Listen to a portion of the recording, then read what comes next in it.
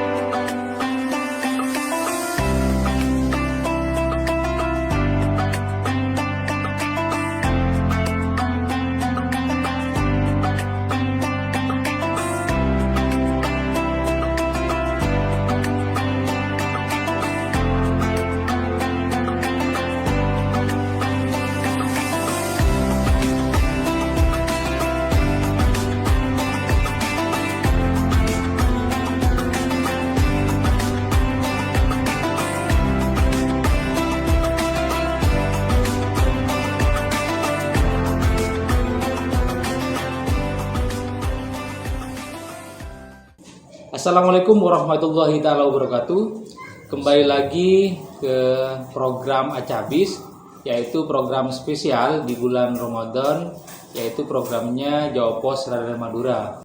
Pada kesempatan kali ini kami lagi berada di Pondok Pesantren Taman Baru, yaitu berada di Desa Palenggian, Kecamatan Kedungdung, Kabupaten Sampang, Madura. Nah, saat ini kami bersama para pengasuh Pondok Pesantren Taman Baru. Beliau sebelah kanan adalah pengasuh Pondok Pesantren Putra Taman Baru, yaitu Kiai Haji Zarkasih Mustafa. Assalamualaikum Kiai. Waalaikumsalam warahmatullahi. Ya, kemudian beliau merupakan pengasuh Pondok Pesantren Putri, yaitu Kiai Haji Umarul Faruk Mustafa. Kemudian Mudir Am Putra, yaitu Kiai Haji Abdillah Ali Makki. Nah, karena ini juga baru pertama kali kami berkunjung ke Pondok Pesantren Taman Baru, tentu bagi kami yang ada di daerah selatan Sampang baru mengetahui keberadaan pondok ini, dan informasinya juga Pondok Taman Baru ini sangat luar biasa perkembangannya.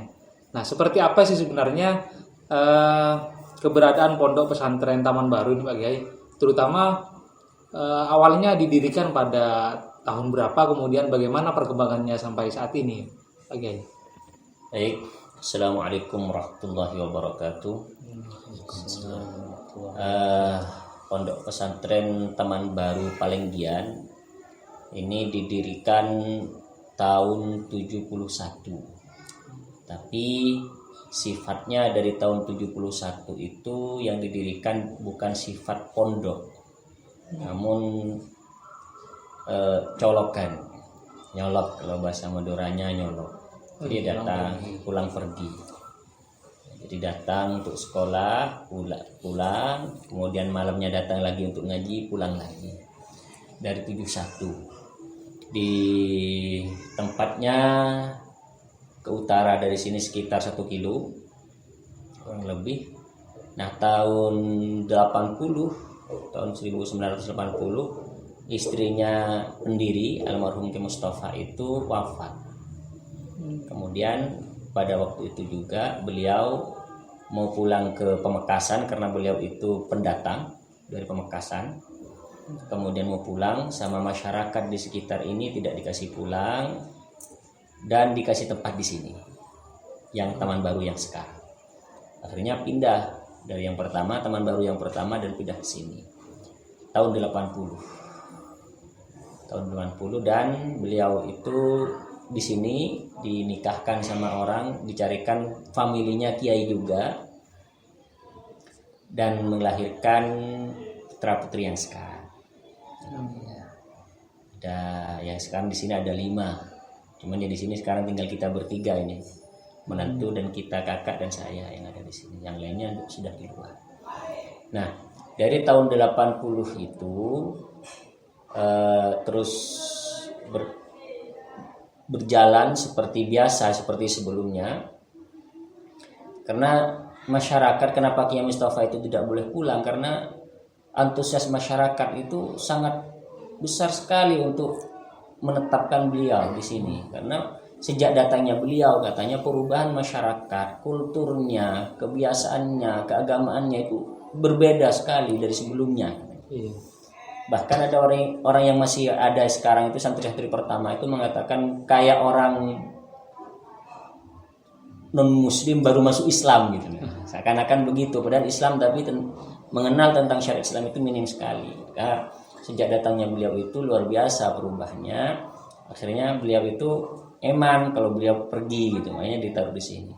Dan tetap berjalan, bahkan sekolah yang dari tempat pertama itu ke tempat yang baru dalam kurang lebih jauhnya 1 kilo itu dibawa sama orang itu, bukan karena kayu kan tempatnya, sekolah kayu panjangnya berapa meter, berapa puluh meter gitu, dibawa langsung sama orang-orang.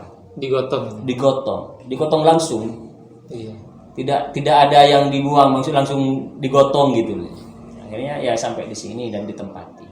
Dari situ tempat sempat tetap berjalan seperti biasa. Sekolah itu anaknya pulang pergi, datang untuk sekolah, pulang kemudian, sampai berjalan cukup lama. Walaupun ada santri tapi 1-2 orang, memang tidak banyak. Sampai berjalan tahun 2014 akhir. Nah, kita sama kakak sama saya ini masih ada di luar, yang ada di sini hanya abah sama ipar-ipar. Kita masih ada di luar negeri. Masih ada di pondok, habis pondok kita kuliah ke luar negeri. Saya pulang itu tahun 2014 akhir. Tahun 2014 akhir. Kemudian kurang lebih bulan 11-an saya pulang ke sini. Baru Syawalnya itu mulai banyak santri. Saya ingat santri pertama itu 40 orang. Memang sudah ada waktu itu saya pulang ke sini, ada kurang lebih 10 santri yang menetap itu. Yang menetap, tapi ya tidak terkoordinir waktu itu karena memang tidak ada manajemen khusus, tidak ada aturan khusus untuk santri. Jadi yang mondok dan tidak mondok itu sama. Ya. Terus kemudian tahun 2014 akhir itu Syawalnya saya di sini mulai langsung banyak santri. 40 orang itu. Kemudian berkembang tahun 2000, setahun berikutnya terus berkembang secara yang santri yang mungkin terus berkembang sampai sekarang. Alhamdulillah banyak, sudah lumayan untuk kelas kita. Sekarang kalau di putra sudah 300-an, ya di putri 200-an, 200 lebih.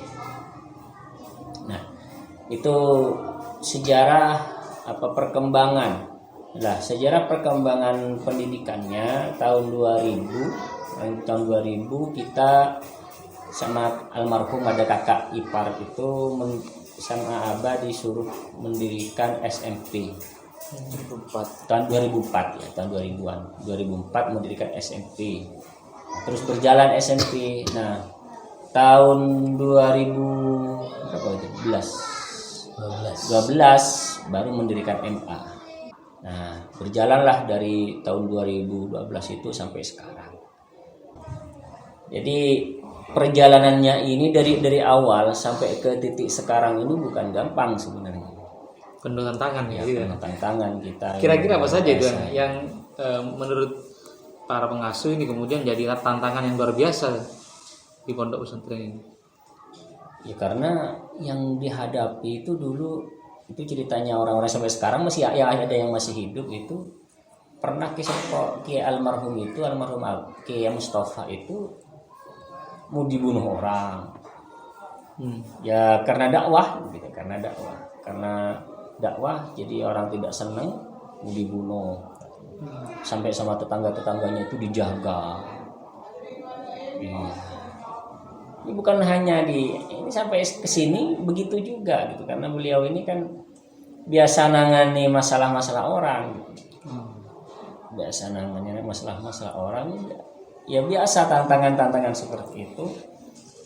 Jadi awal-awal ini untuk perkembangan pendidikan kita juga tidak gampang untuk memberikan pemahaman terhadap masyarakat sehingga masyarakat itu sadar bahwa pendidikan itu penting. Makanya dia minta adanya pendidikan formal di pondok. Nah, sejak kami pulang, saya kakak ini pulang ke sini dan kita buktikan dengan kegiatan-kegiatan kepondokan, kita pisah antara pondok dengan yang non pondok gitu kan, yang hanya datang untuk sekolah itu pulang pergi. Kita buktikan kalau santri-santri yang mondok yang mukim itu lebih berkualitas daripada yang tidak mukim, dengan bukti-bukti yang nyata gitu, yang ya, baru masyarakat itu antusias yang luar biasa, masya Allah, untuk memondokkan anak-anaknya. Insya Allah per rumah orang ini pasti ada sarjananya. Walah. Kesadaran pendidikan pendidikannya itu sudah lumayan, sudah tinggi. Anak-anak di sini itu bahkan yang S2, selain dari kami yang S2 itu tetangga-tetangga sudah ada yang S2 di Gontor, di Unida ada. Lagi yang sudah S1 di luar negeri sudah ada berapa orang gitu. Bukan hanya di Indonesia gitu. Kalau untuk ini Pak, santri rata-rata dari mana saja? Kalau santri dari beberapa daerah. Tapi untuk terbanyak tetap Desa Palenggian. Terus dari Gunung Kesan, Kecamatan Karangpenang. Terus dari Desa Lepele, Kecamatan Rombetal. Kalau dari luar Sampang atau luar Madura kan? Dari luar Sampang itu terbanyak Surabaya, Bangkalan. Ada beberapa dari Jakarta, ada juga dari Kalimantan. Bahkan kalau di Putri itu ada yang dari Dayak. Iya. Memang tidak ada keturunan selain Dayak. Mau Dayak bapak ibunya Dayak. Oh, iya. Asli, Dayak asli. Dayak Bugis. Ada yang keturunan Ambon tuh tadi sampean ketemu itu kan, keturunan Ambon, dari Ambon ya. Iya, artinya sejauh ini kan ini pondok baru ya, yang Pondok sudah baru. apa istilahnya dikelola masih baru, masih belum 10 tahun lah ya. Tapi lulusannya mungkin juga sudah mulai dikenal ya. Alhamdulillah. Iya. Nah, kalau bicara lulusan ini sudah kemana saja, Pak? Untuk di Indonesia di mana-mana sudah ada, di IAIN, untuk di Madura itu semuanya, hampir semua kampus kayaknya sudah ada. Baik dari kayak di Pamekasan sampai sekolah tinggi ilmu kesehatan juga sudah ada. Kan ada yang di Surabaya itu sudah, yang di Stikes Surabaya di sana itu sudah mendirikan klinik di Surabaya, klinik kesehatan yang mandiri. Ada yang di Jawa Tengah kayak di Win Jawa Tengah itu, Win Maliki. Oh, ini. Ada yang di Jakarta, ada yang di PTIK, beasiswa di PTIK ada. Ya. Di luar negeri ada di Madinah, Universitas Islam Madinah, Islamic University of Madinah ada, yang sudah di sana ada yang masih mau berangkat. Ya, kalau sistem pembelajaran di pondok seperti apa, Pak? Dari sejarah pendiriannya? Dari masa ke masa. Iya, dari masa ke masa. Iya, nah, Pondok Taman Baru ini dari masa ke masa, kalau menurut kami ada tiga fase atau tiga peningkatan pengembangan. Satu adalah yang lama, sistem yang lama, yaitu memakai sorogan. Jadi pemahaman kitab-kitab yang Madura itu Salaf ya, seperti yang Madura biasa. Dan tidak ada sekolah formalnya dari awal, dari Taman Baru yang pertama. Kemudian baru dari 2004 Kiai almarhum Kiai Mustafa itu memang beliau meskipun salaf tapi nampaknya maju pemikiran beliau itu. Di samping ada permintaan mungkin dari beberapa masyarakat, Mustafa membentuk SMPI dari Dignas itu. Kemudian tahun 2012 atau 13 mendirikan MA di bawah Kemenag, ya. Terus karena sedikitnya SDM yang ada di Taman Baru, ya sistemnya sangat sederhana, tidak jauh dari yang lama, tidak jauh dari yang lama. Akhirnya setelah kami kembali ke Taman Baru, sedikit demi sedikit kita bukan merubah ya, al-muhafadzah 'alal qadimis salih wal akhdhu bil jadidil aslah. Jadi tetap yang lama dipertahankan, hanya kita kolaborasi. Jadi mengkolaborasi dengan beberapa sistem-sistem yang baru, hasil dari beberapa pengalaman observasi kami ke beberapa pondok pesantren yang dianggap maju, baik salafnya atau kemodernannya.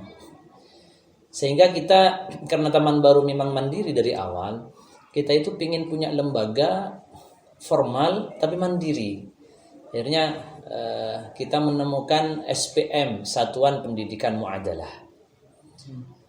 Apalagi 2019 itu SPM ini sudah ada undang-undang yang kuat mulai dari pusat sampai ke bawah. Nah, itu kita kembangkan karena kita ingin mandiri sistem kepondokan, juga mandiri sistem sekolah formalnya.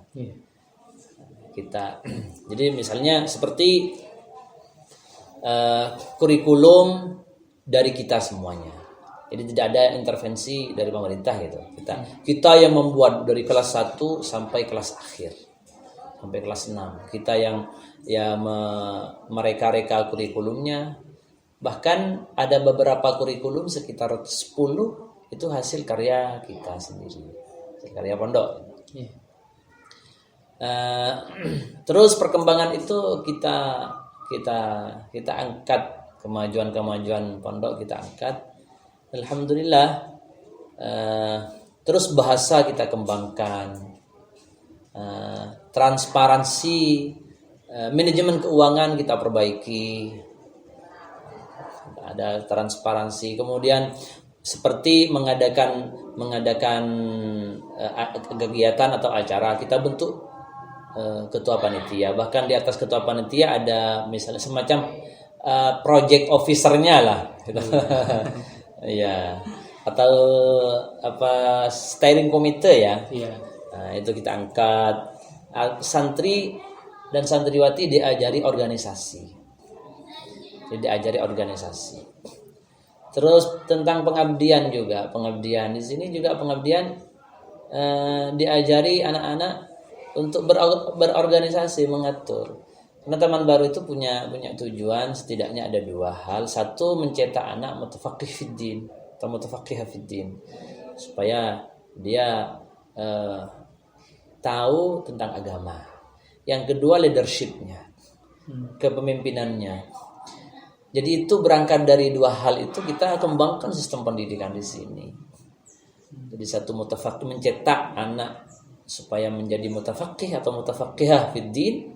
Yang kedua, mencetak anak menjadi pemimpin, leadership. Jadi 2 hal itu kita kembangkan. Bagaimana semua sistem, semua program yang ada di Taman Baru ini merujuk kepada 2 ini. Kepada 2 tujuan itu. Kebahasaan, bagaimana anak-anak pengurus Qismul Lugha, bagian bahasa, dia bisa mengatur bahasa dan bisa mengembangkan bahasa. Bagaimana baca kitab misalnya. Di sini juga baca kitab kita angkat. Bagaimana mengurus tentang baca kitab dan sukses mencetak anak-anak bisa baca kitab. Bagaimana retorika pidato. Mencetak anak supaya dia bisa berpidato. Atau bahkan memikirkan tentang lingkungannya. Tentang kebersihan itu ada kalau di Putri itu disebut dengan BLKM, bagian lingkungan dan kebersihan, ma'had itu. Jadi itu juga ditekan, dikontrol oleh kita, sehingga juga merembet sistem itu kepada pelaksanaan ujian. Jadi di Putra atau Putri ini sama, ujiannya ada ujian tahriri tulis, ada ujian syafahi lisan dan tatbiki dan praktek itu pun juga kita serius melaksanakannya. Jadi ada schedule-nya, sudah ada jadwalnya. kapan pelatihan tentang pembuatan soal, karena kita punya tujuan juga dan punya sistem bagaimana membuat soal itu. Bagaimana membuat soal, tidak asal-asalan. Guru membuat soal tidak asal-asalan. Dan karena punya tujuan kita mencetak anak mutafaqih atau mutafaqihah fiddin dan mencetak anak supaya menjadi pemimpin, ada leadershipnya bagus. Di kelas akhir pun juga kita beri program akhir anak-anak, program akhir kelas, program nihai. Jadi ada beberapa program yang kita berikan kepada anak-anak. Program nihai itu diantaranya adalah amaliyatut tadris. Di antaranya lebih kecenderungannya kepada jurnalis seperti pembuatan makalah, menulis artikel, kajian fikih, resensi buku misalnya itu. Amaliyatut tadris, praktik mengajar pun juga harus ada i'dadut tadris istilahnya. I'dadut tadris itu kalau punya pemerintah RPP. Iya. Rencana pembelajaran. Iya. Dan itu ketat di sini juga. Pembuatan RPP-nya itu ketat. Ada pembimbingnya. Jadi kelas akhir itu dijadikan beberapa kelompok, ada pembimbing khusus.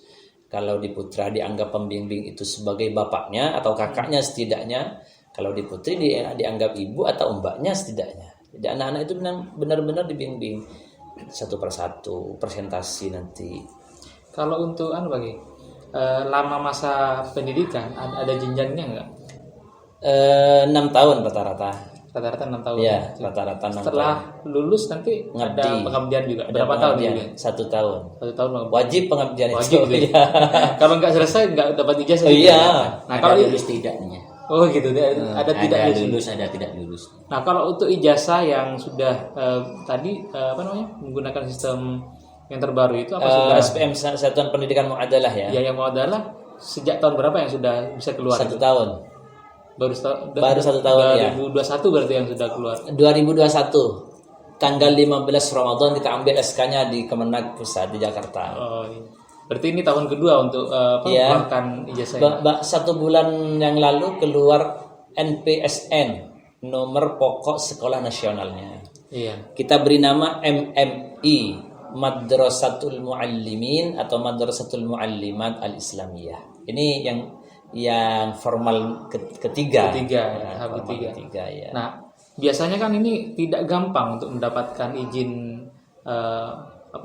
muadalah ini. Nah, Sangat sulit. iya. Di Madura juga masih sedikit pondok Iya, yang terbaik sangat ini. sedikit. Ya, artinya sudah melalui verifikasi dan semacamnya Ya, sudah melewati dan itu memenuhi syarat. visitasi, verifikasi, memenuhi syarat semuanya. Ya, ini pondok yang sangat lokasinya sangat jauh dari kota tapi sudah menggunakan sistem yang saat ini lebih maju daripada pondok-pondok salaf sebelumnya kan ya. Iya.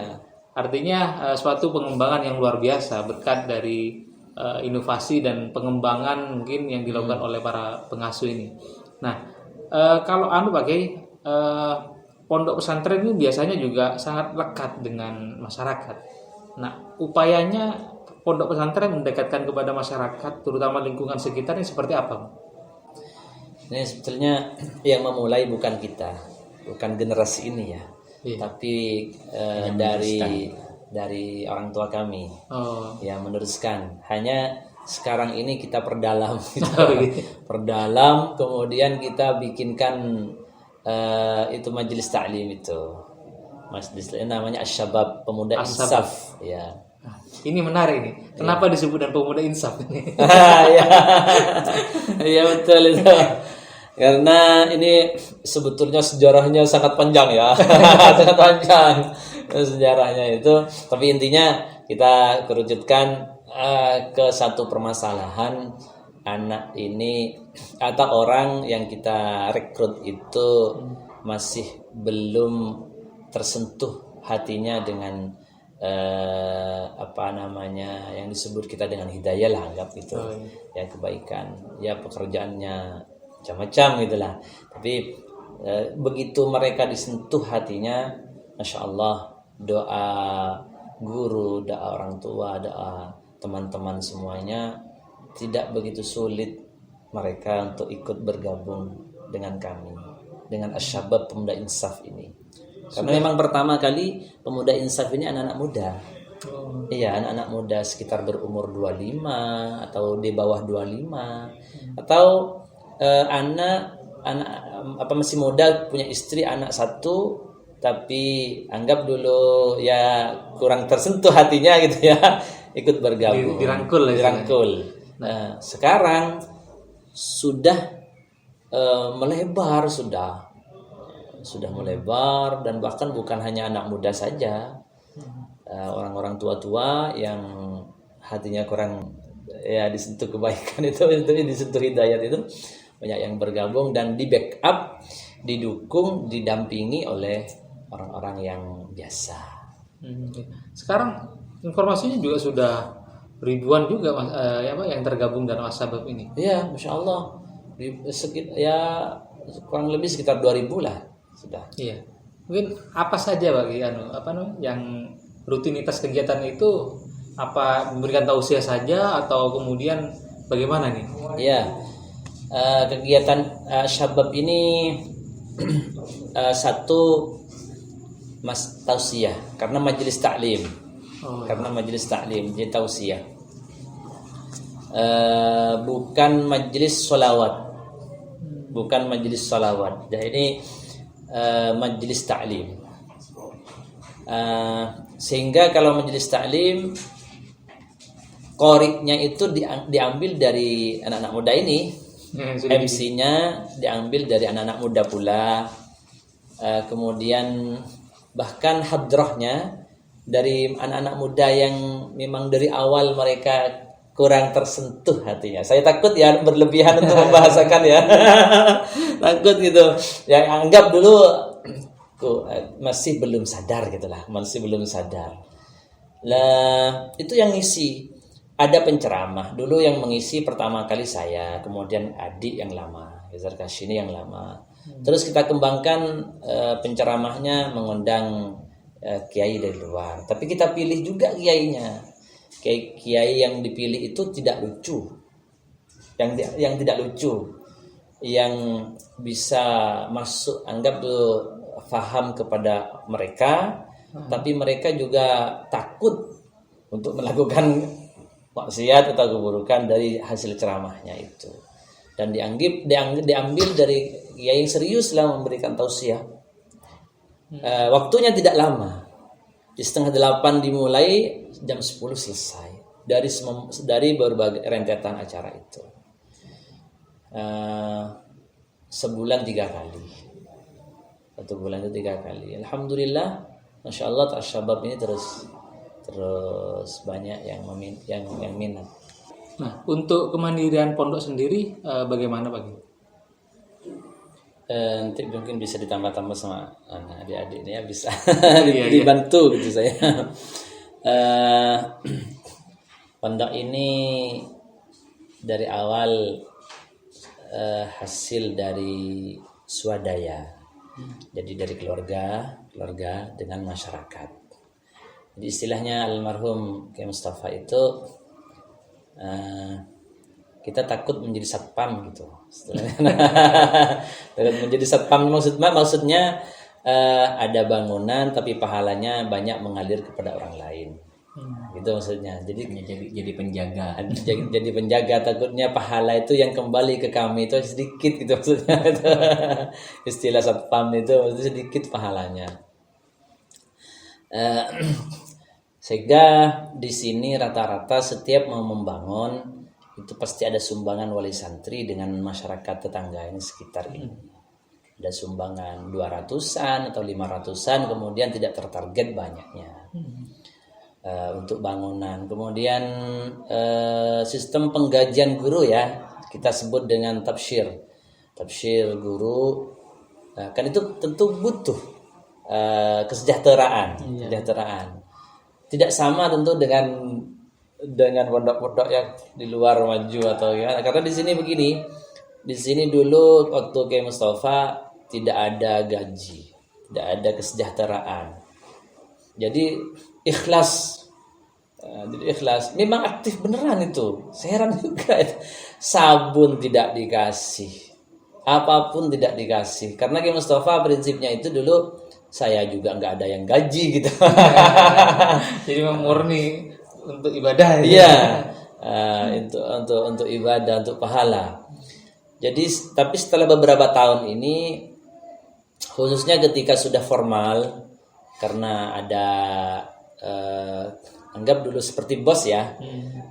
Selain transparansi kita tetap harus dijaga. Ini akhirnya kita menampung beberapa usulan dan kita punya keinginan.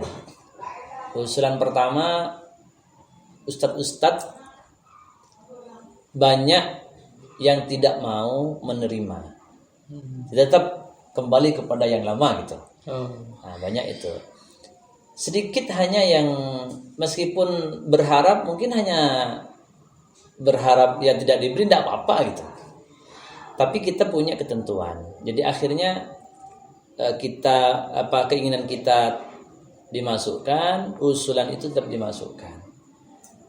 Jadi di sini punya standar ustadz yang paling lama diambil dari ustadz yang paling lama ngajar.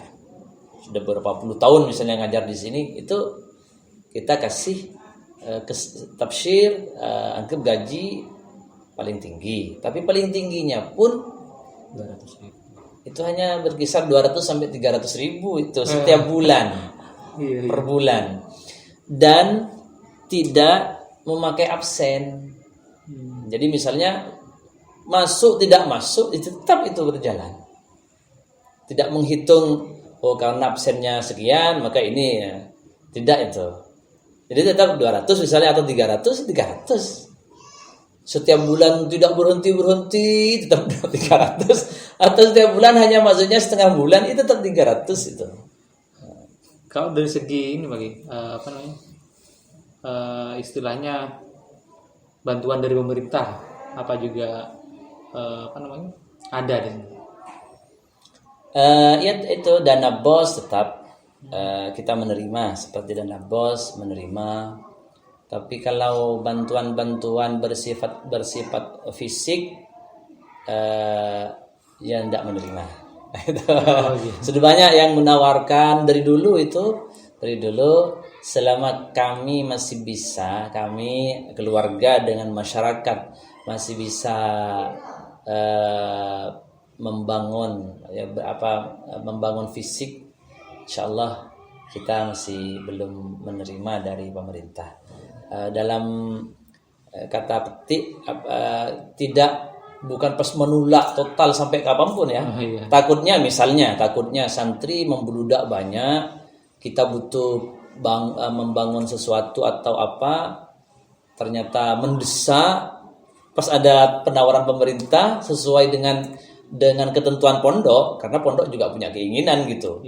Ketentuan pondok yang mungkin diistikharahkan, dimusyawarahkan setelah kesepakatan bersama, mungkin bisa juga gitu. Nah, tapi selama ini masih belum butuh itu. Jadi kita masih bisa mampu, masyarakat juga bisa mampu. Alhamdulillah. Kalau yang dibutuhkan pondok saat ini apa Bang? Satu jalan. Akses. Iya, saya merasakan sendiri tadi. Apalagi di musim hujan. Parah. Ya cukup luar biasa lah perjalanannya kalau itu yang pertama. Jadi yang diharapkan dari pemerintah itu kita hanya akses masuk ke sini.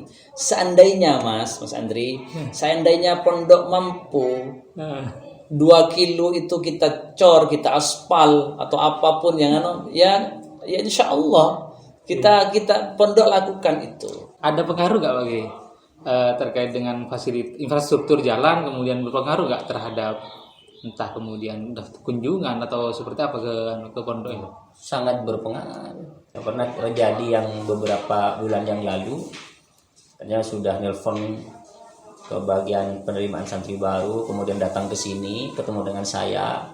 Beberapa hari kemudian nelpon lagi, tidak jadi memondokkan anaknya ke sini gara-gara jalannya seperti ini. Bukan seandainya ya untuknya kami tidak merasa kecewa karena yang bukan kesalahan pondok gitu. Dan ini kan seandainya mereka itu tidak mau masuk ke pondok kami karena sistem pondok yang tidak benar gitu, baru kami yang yang sakit gitu. Iya, iya. Kami yang salah, kami yang keliru gitu. Karena ini hanya akses jalan, kan bukan urusan kami sepenuhnya kan, masalah jalan ini kan bukan urusan pondok gitu. Iya, iya. Ini kan urusan pemerintah kan, untuk memperbaiki dan membuat jalan baik. Terakhir lagi, harapan terhadap masyarakat termasuk juga kepada pemerintah, entah apapun itu, baik itu juga kebutuhan secara kepondokan atau juga secara sosialnya lah. Mungkin harapannya seperti apa? Ya, pertama dari masyarakat itu kita berharap tetap dukungannya kepada Pondok Pesantren Taman Baru Pelengian. Dukungan apapun saja yang mereka bisa mendukung, misalnya bisanya dengan menjaga nama baik pondok, itu sudah sumbangan besar, atau menyebarkan kebaikan. Ini kan dakwah Mas ya. Kalau dakwah kan harus disampaikan. Betul. Makanya kita sekarang ini sudah berkembang kita mempublikasikan Pondok Taman Baru Pelengian ini lewat media-media sosial gitu juga, iya. YouTube dan Facebook. Akhirnya banyak yang mengetahui Taman Baru, tertarik, banyak yang menelpon. Tapi ya sekali lagi itu kendalanya di akses masuk. Sekalipun Taman Baru itu kolaborasi antara salaf dengan modern misalnya ya. Tapi karena akses masuknya seperti ini, mungkin orang agak gimana gitu mau masuk ya. Itu pertama. Kemudian dari pemerintah, yaitu kita tetap kerjasama dengan pemerintah. Apa yang bisa kita bantu, ya kita membantu. Kemudian harapannya hanya satu, mohon diperhatikan akses masuk ke pondok ini. Terima kasih Pak Kiai Sarkasi, termasuk juga Kiai Faruk dan Pak Kiai Abdillah atas kesempatan di siang hari ini yang sudah luar biasa ini bisa menerima kami. Jadi demikian program Acabis pada kesempatan kali ini. Selamat berjumpa di lain waktu. Akhirnya dari kami, wallahul muwaffiq ila aqwamit thoriq. Wassalamualaikum warahmatullahi taala wabarakatuh.